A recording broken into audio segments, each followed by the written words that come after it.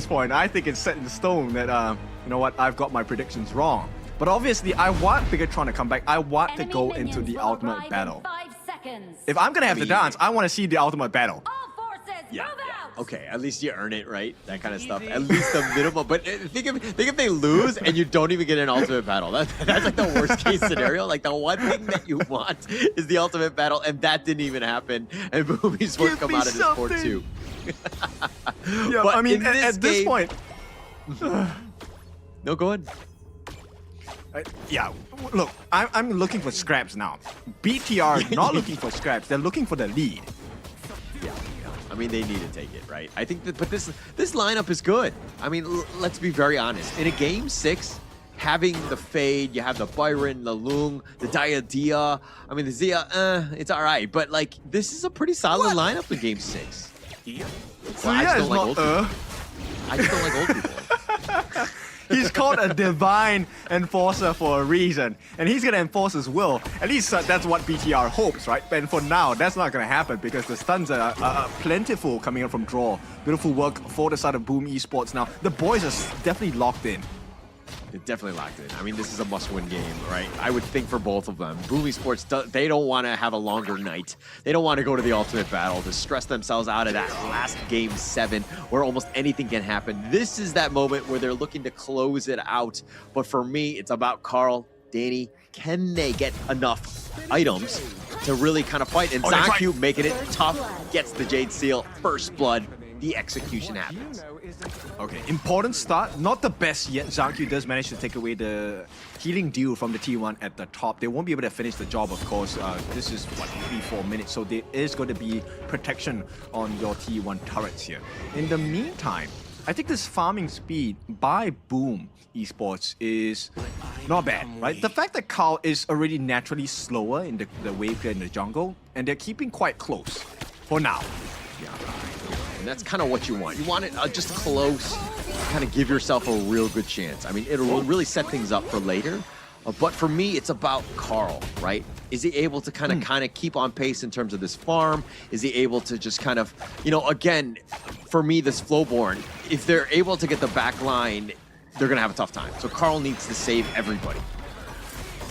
I think Carl is definitely one of the big formulas. The second formula is how fast does Draw get this Draw and Tatsui? When do they get the Venom start? Because until they do so, BTR is definitely going to have a more advantageous fight because of the heals.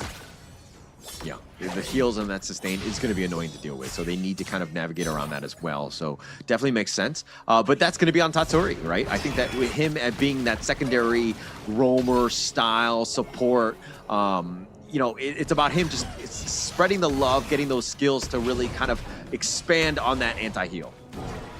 Yeah, agree. And maybe for Draw, we're looking at like the Ominous Premonition to slow down the attack speed of the members on the side of Bigetron by Vitality, right? Or even a Dawnlight, just to give the extra HP or extra shields so that the efficiency of ZonQ's ultimate, the Hardened Jade Seal, doesn't come too fast into effect. Oh, nice. Ambush is potentially going. Gen Myth actually flashing away, but now Lanfeng joining the fight.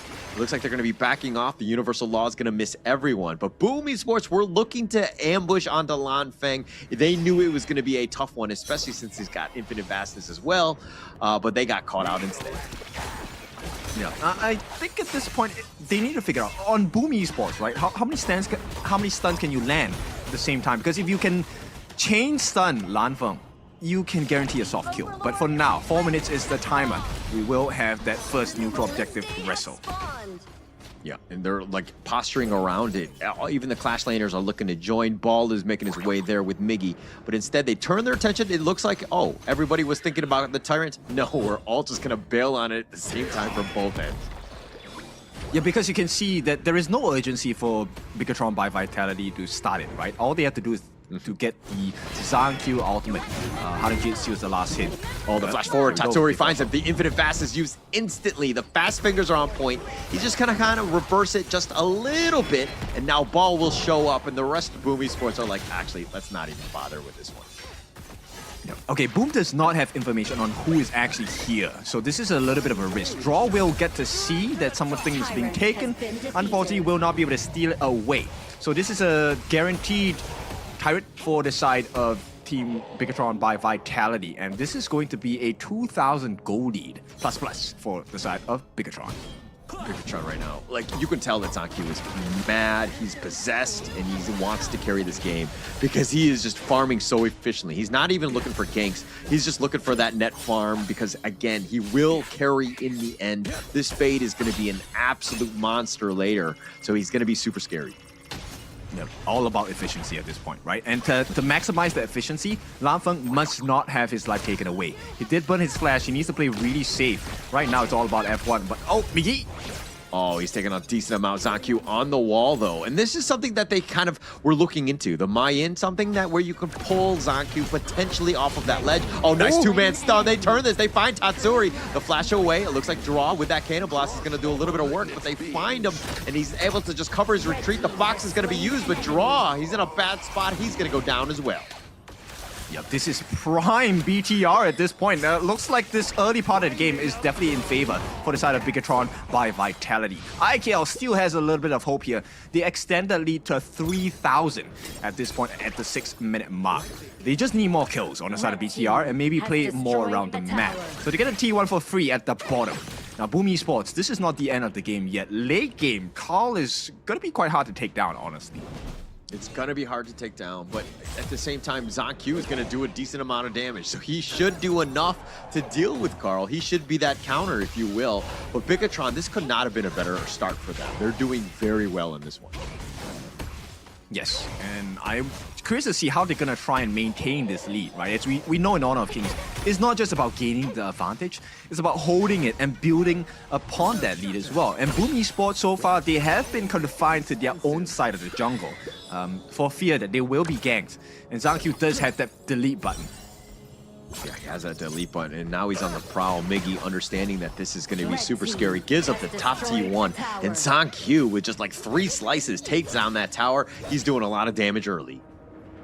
Okay, but the T1 at the bottom, oh, instantly replied. ZanQ is flying down. This T1 in the mid, though, they will be able to get a little bit of free damage? No, they won't. No damage whatsoever. And ZanQ, with that teleport, he's actually absorbing and stealing all of those waves as well, understanding that he is the guy, right? Lanfeng will definitely be there as well, but ZanQ, if he's able to just kind of out-farm everyone, which he's doing very efficiently, you know that, Boom is in a bad spot. Yep. That's the win condition, right? For ZanQ as a Fade Featherfoot, he just needs to make sure he has a minimal of 2 level advantage against the members of Boom Esports. This is inclusive of the other members, like Danny, Tatsuri, and Draw, because that increases his chances of getting that instant delete. Now Ball looking to set things up. He actually goes right on in. They get the decent amount of damage, but they're not able to get any sort of the kills. The Universal Law with that zoning, but it just spread throughout. Danny was so low, somehow still alive. This Azor Golem is under siege. Okay, they don't even need to care about it at this point. Crimson Golem as well, going to be the next point of choice. Carl shouldn't get this. Yep, it's going to be Harden J sealed and stealed. Stolen, given to the side of ZanQ. Yeah, taken away, right? I mean, ZanQ just doing everything. Understanding that the red buff is probably there. All the infinite fast is used instantly. They threw out everything in the kitchen sink, and he just dodges it as he gets on his dragon on out of there. Right, so everything going to the side of Bigetron by Vitality's hands at this point. They're going to funnel this Crimson buff into the hands of Lanfeng since ZanQ already has it. Now, the big thing here is the 10-minute mark, right? They have a decent lead. In fact, it's a huge lead. 5,000 gold ahead for the side of Bigetron by Vitality, but they haven't exactly exerted too much pressure across the map just yet. You don't need to. I mean, as long as this net worth lead continues to grow and you know that it's going in the hands of ZanQ, that is the worst case scenario for Boom Esports in this Game 6 here. Yeah, but there will be a cap, right? Once ZanQ hits 15, you can only have that level cap for a period of time. They will catch up again eventually. Yeah, eventually, but then you got the old man with his Sanctify, and he kind of buffs it up a little bit more. Obviously, Lanfeng is probably the better target, but still, he could potentially be an option here as Bigetron. Now they're looking to siege this bottom T2, the Flaming Palm eaten up by Carl, the Universal Law zoning him away, but Bigetron taking that tower and doing everything for free. Yeah, back to the BTR that we know, right? Very calculated movements. This is the robot that we've been waiting for. The red robots. Very oppressive playstyle here. And they're looking for any opening here. Yeah, and this is a very uncomfortable one if you're Boom, right? Because you're not able to get much. Oh, Carl, I think he actually took that away. That was very lucky. He didn't even have to smite that one, but the Tyrant, this is the Shadow Tyrant. It will be taken by Bigetron very easily with that Hardened Seal to secure it. All right, this is one of the rare moments I get to do it, but you're wrong. Carl did have to use a smite. So this is no contest for the other counter objective. And Boom, they think that BTR is around here. And right now, the only prize is the T1. The trade that is possible for BTR is going to be the T2s. Yeah, and now Lanfang picking up a red buff yet again, taking this away. And again, he's been farming very well. He's been largely quiet, as is Zhang, who's been more of the frontliner in terms of the steals with the enemy jungle. But this is a must-win game, and Bigetron, you're seeing what they're doing. They seem very possessed and ensuring that they get this victory here with this huge map control. Yeah, this really is like a surgical clean, right? Nobody has taken a fall yet on the side of BTR. It is 3 kills to nothing. They're not taking careless fights. You take a look at the gold here. 9.4 thousand gold in hands of Zhang. He is very close to 6 slots. Miggy there didn't actually get serious in the right spot. He actually shortchanged it a bit, and now the top T3 is, yes, it's standing, but things are looking very dire for them as Vitality have taken yet another tower. Just curious about this tankiness here. Like, what is necessary? Because 3 kills, but it's a 7,000 goldie simply because of the extra amount of turrets they've taken. 5 extra turrets taken by BTR at this point. I mean, I don't really know how you fight as Boom. You got to have the perfect initiation, Miggy potentially going in. Then you have Tatsuri and Draw just kind of stun locking them for the rest of them. Carl and Danny to kind of clean house. But that's best case scenario. And Bigetron right now with this big, huge map control, it makes it very tough because they own the map. They have all of vision. They see everything coming a mile away. Yep, a very huge draft difference, right? You did point this out, which is where's the damage going to come from on the side of Boom? And it, for this moment, only comes from Danny. It's weird because you said I'm right. I think that this is the first time that I've actually heard that. And, you know, I actually feel quite honored that you would say something like that. I feel like you have a bit of trouble remembering stuff, but anyway, I will give that to you.